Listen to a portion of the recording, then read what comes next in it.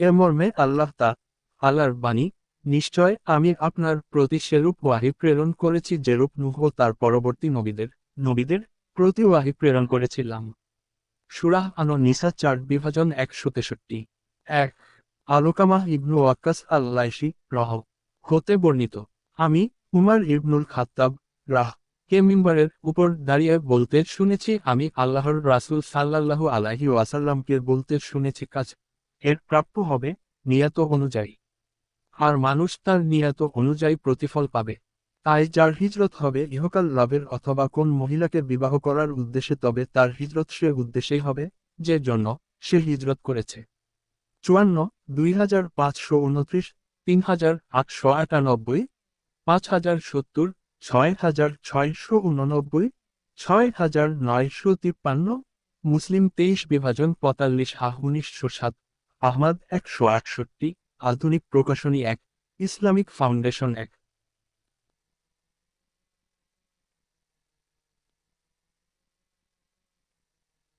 সারি আহমুল উৎস হচ্ছে ওয়াহি। ওয়াহি দু প্রকার: ওয়াহি মাতলু আল কুরআন ও ওয়াহি গায়রে মাতলু সুন্নাহ ও হাদিস।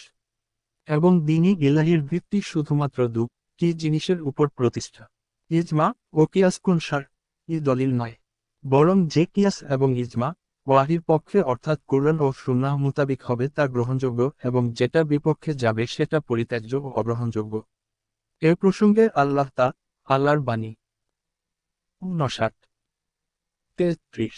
কিন্তু বাতিল ফিরকার লোকেরা ইজমা ও কিয়াসকে ওয়াহির আসনে বসিয়েছে এবং বলে থাকে ভিত্তি চারটি বিষয়ের উপর: কুরআন, সুন্নাহ, ইজমা ও কিয়াস। বড় আশ্চর্যের বিষয় এই যে, সহাবায়ে কেরাম যাদের উপর আল্লাহ তার সন্তুষ্টির ঘোষণা দিয়েছেন, তাদেরকে সত্যবাদী বলে স্বীকৃতি দেয়া হয়েছে এবং মুসলিম উম্মাহে ব্যাপারে সকলে একমত। অথচ তারা সহাবায়ে কেরামকে ভাগে ভাগ করেছেন: 1 ফকিহ, 2 গায়রে ফকিহ।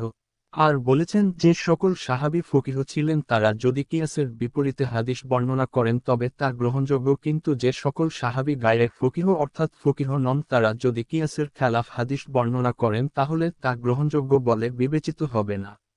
প্রকৃতপক্ষে এটা উম্মতে মুহাম্মাদিয়াকে সিরাতে মুস্তাকিমের পথ হতে সরিয়ে দেওয়ার একটা বড় অস্ত্র এবং পরিকল্পনা। কেননা তারা কিয়াসকে মূল এবং হাদিসকে দ্বিতীয় স্থানে রেখেছেন।